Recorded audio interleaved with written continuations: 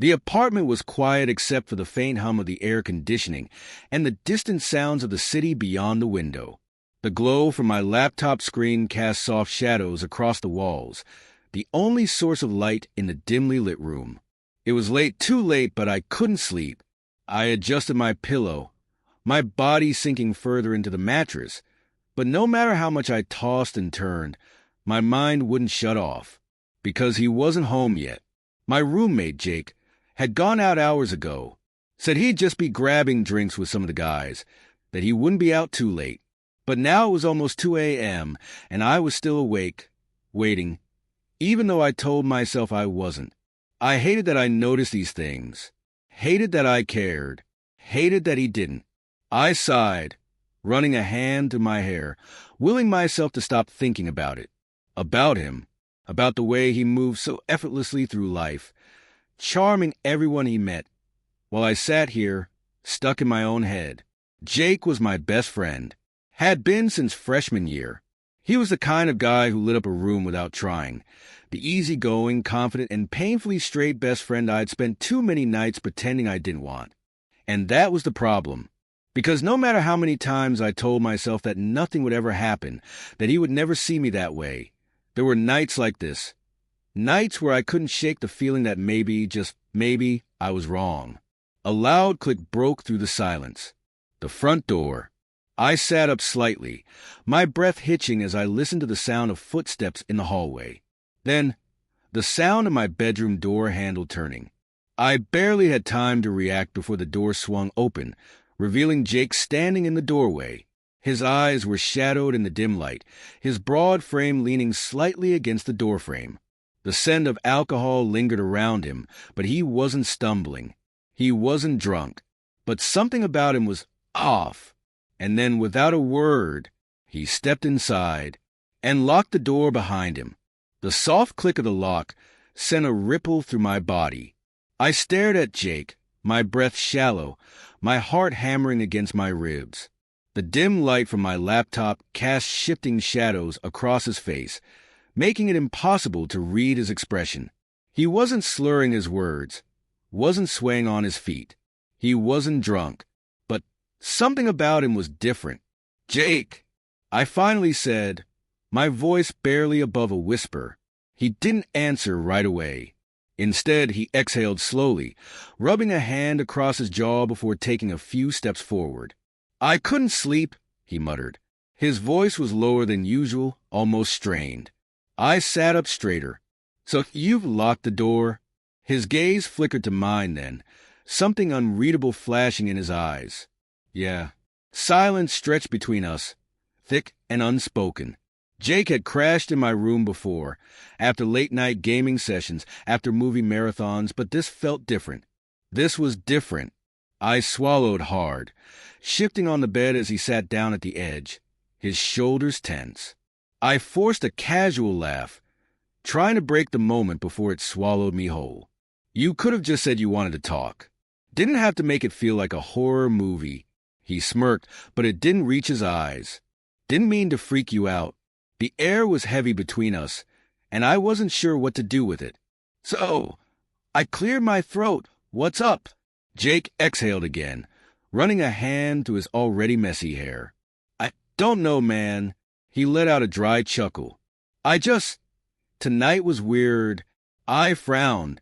"Weird how?" He hesitated. The guys were talking. About girls. Relationships. And they started asking me stuff. I blinked, caught off guard. "What kind of stuff?" Jake's fingers tensed against his knee. If I've ever been with someone and it just didn't feel right, my stomach clenched, and Jake let out a breathy laugh, shaking his head, and I didn't know what to say. I watched him carefully, searching for the meaning beneath his words. Jake wasn't the type to talk about feelings. Not like this. I didn't know what to say, so I didn't say anything. And then he looked at me, not in the way he normally did, not with that easy, lazy confidence. This was different, hesitant, searching, like he was trying to figure out something neither of us had the words for. I felt my pulse quicken. "You ever think about it?" Jake asked suddenly. My throat went dry. Think about what? His jaw tightened. If things were different, I swallowed, my body going completely still. Jake, I started, but my voice felt stuck, like the air had thickened around us. He ran a hand over his face. Forget it, he muttered. I reached out before I could stop myself, my fingers brushing his wrist. No, I said, firmer now. Tell me. He didn't pull away. The warmth of his skin burned against mine. Jake was always warm. His eyes flickered down to where I was still touching him, his Adam's apple bobbing slightly as he swallowed. Then he looked back at me, and for the first time, I realized he was scared. Jake, who never took anything seriously. Jake, who had girls throwing themselves at him. Jake, who had spent the past 4 years pretending like he had it all figured out. He was scared. And suddenly, so was I. You ever feel like you've been lying to yourself for so long, Jake murmured, that you don't even know what's real anymore? My breath caught. I didn't answer, because I knew exactly what he meant. The tension in the room was unbearable now, pressing against me, closing in. I could feel my heartbeat everywhere, in my fingertips, in my throat, in the space between us. Jake's eyes flickered to my lips, just for a second. I stopped breathing. Then he pulled away, abruptly, harshly, like he had touched fire and burned himself. He stood up so fast that my bed creaked under the loss of weight. This was a mistake, he muttered. The words hit harder than I expected. I stood too. Jake, I shouldn't have come in here. He shook his head, raking his fingers through his hair again. I clenched my jaw. Then why did you? His breath hitched. We stared at each other. For a moment I thought, asterisk, asterisk, I hoped, asterisk, asterisk, he would say it, that he would admit it. But then he turned away. He reached for the lock. And just like that, the moment was gone. The soft click of the lock echoed in the room. Jake's hand lingered on the doorknob, his back still turned to me, shoulders tense. He could leave. He should leave. But he didn't. The air felt different, thick, charged, dangerous. I could hear my own heartbeat, heavy in my ears, every second stretching longer than it should. I should say something. I should stop him. Instead, I did nothing. Jake exhaled sharply, his grip on the door tightening. His knuckles were white, his whole body rigid like he was forcing himself to move, but his feet stayed planted. Then, slowly, he let go of the handle. He turned around. His eyes met mine, dark and unreadable. But there was something beneath the surface, something wild, unsettled, something neither of us knew how to name. His gaze flickered, down to my hands, clenched into fists at my sides, then back up to my face. His jaw was tight, like he was fighting some invisible war inside himself. Then, in a voice so low I barely heard it, he said, I don't know what's happening to me. The words hit different. I swallowed hard. Jake. He shook his head, stepping closer. Not far, but enough. Enough for me to feel his body heat. Enough for my breath to catch in my throat. He started, but then stopped, exhaling through his nose, frustrated. His hand ran through his hair, his chest rising and falling too fast. Like he was losing control. Like he didn't know how to stop. My fingers twitched at my sides. You don't have to. I think about it, he interrupted, voice hoarse. All the time. More than I should. My stomach clenched. Think about what? Jake's eyes flickered down again, to my lips, to my throat, to every place he shouldn't be looking. And then, like he couldn't stop himself, he reached up. His hand hovered near my face, hesitant, unsure, but he didn't pull away. Not this time. His fingers barely brushed my jawline, and I felt my whole body tense. The touch was so light, so careful, like he was testing the weight of it, like he wasn't sure if he was allowed, and I should have stopped him, but I didn't. I couldn't. His breathing was uneven now, shaky. I don't understand it. My throat felt dry. Then tell me to stop. He inhaled sharply. I could feel it. The tension, the unraveling. The way his fingers curled slightly like he wanted to grab onto something but didn't know if he should. Jake always had control. Over his life, over his choices, over everything. But not now. Not here. Not with me. And for the first time, he wasn't running. The space between us was nothing now. Inches. A breath. The ghost of a touch. I could feel the warmth of him, the way his pulse jumped beneath his skin. Then he let go, abruptly, like he realized what he was doing, like he had just woken up. His hand dropped back to his side, his body jerking backward, his breath coming in short, sharp gasps. "Shit," he muttered, shaking his head. "This isn't happening." The word sent something cold through me. I clenched my jaw. "Jake." "No," he snapped. I can't." His eyes darted toward the door again, panic creeping into his features. His whole body was wired, frenzied, like he needed to escape before something happened that he couldn't take back. I stepped forward, just a little. "Then why are you still here?" His jaw tightened. His breathing was still too fast. His hands were still clenched into fists.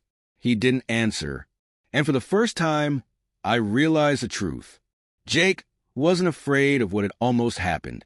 He was afraid of what would happen if he stayed. And before I could stop him, he turned. He unlocked the door and walked out, leaving me standing there, heart pounding, breath unsteady, and knowing that this wasn't the end. Not even close. The door closed behind him with a soft click, but it might as well have been a gunshot. I stood there, frozen, the air still thick with everything we didn't say. The ghost of his touch still burned against my skin. My pulse was still racing, my breath uneven. The room felt too empty now, like the air had been sucked out with him when he left. I ran a hand through my hair, exhaling shakily. What the hell just happened? Jake had looked at me, really looked at me, and for the first time, he hadn't pulled away. Not immediately, but then he did. And now, I didn't know where that left us. I moved toward the door on instinct, my hand hovering over the knob, debating. Should I go after him? Say something? Demand an explanation? But I didn't, because deep down I already knew. Jake was running, like he always did, and I wasn't sure if I was supposed to chase him or finally let him go. The next morning, the apartment felt off. Jake's bedroom door was closed. It had been since last night. I hadn't heard him leave, hadn't heard him move. It was like he was avoiding me. Again, I stared at my coffee, barely touching it. My thoughts still stuck on the way he had looked at me last night. The way he hesitated, the way his fingers had almost traced my jaw before he ripped himself away. What did it mean? And why did it feel like something had changed between us permanently? The sound of footsteps made me sit up straighter. A second later, Jake appeared in the kitchen, looking like hell. His hair was a mess, his eyes were rimmed with exhaustion, and his shoulders were tense.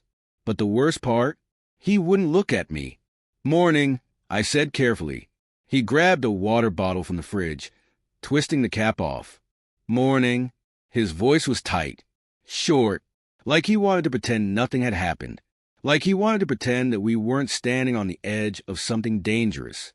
I clenched my jaw. "So that's it." Jake finally looked up then, his expression guarded. "What do you mean?" I let out a dry laugh. "Come on, man. You locked my door. I hesitated, my throat tightening. You almost—" "Don't," he cut in sharply. I inhaled slowly, my fingers tightening around my coffee mug. "Don't what?" Jake's jaw twitched. "Just don't." Silence stretched between us. Then, finally, I exhaled, leaning back in my chair. "You don't get to pretend that nothing happened, Jake." His grip on the water bottle tightened. Nothing did happen. The words hit harder than I expected. I forced out a humorless chuckle. "Right. So that's what you're going to tell yourself." Jake looked away. "It's what's true." I clenched my fists under the table. No, it's what's easy that got to him. I saw it in the way his shoulders tensed, the way his fingers twitched. But instead of answering, he turned toward the sink, emptying the rest of his water down the drain. I let out a breath, shaking my head. You don't have to figure it all out right now, Jake. But you don't get to run from it either. His hands tightened around the edge of the counter. For a second, just a second, I thought he might finally turn around, might finally admit something, anything. But then he said, I have to go. And just like that, he walked away. Again, leaving me in a kitchen filled with everything we weren't saying. The apartment door slammed shut, leaving behind only silence. I sat there, staring at the empty space Jake had just occupied, my fingers still gripping the edge of my coffee mug like it was the only thing keeping me grounded. He left. Again. I should have expected it. I should have known that Jake would choose denial over confrontation, would pick running over reckoning. But it didn't make it any easier. I exhaled slowly, forcing myself to unclench my hands. My heart was still racing, my thoughts still tangled in the way he looked at me last night, the way he reached for me, almost, the way he let go. I stood up abruptly, running a hand through my hair. I couldn't sit here, couldn't let the weight of his absence settle in my chest like some kind of permanent scar. I had two choices. I could let him keep running, or I could make him stop. My phone buzzed against the table, breaking through my thoughts. I grabbed it, my breath catching when I saw the name on the screen. Jake. I hesitated. What could he possibly say? Another excuse? Another half-hearted attempt to pretend like we hadn't just stood on the edge of something we couldn't take back. But still, I answered. Hey, I said, my voice quieter than I meant it to be. There was silence on the other end. Then a slow, shaky inhale. I messed up, he said, voice low, rough, raw. I swallowed hard. Yeah, you did. More silence. Then, can I see you? My grip on the phone tightened. I didn't know what would happen if I said yes. I didn't know if he was ready, if I was. But I did know one thing. Last night wasn't the end. Not even close. I exhaled. When and where? His breath caught. Then, my place. Tonight, no one else will be home. A pause. A decision. And then, okay, the line went dead. And I sat there, my pulse thudding in my ears, knowing that after tonight, nothing would ever be the same.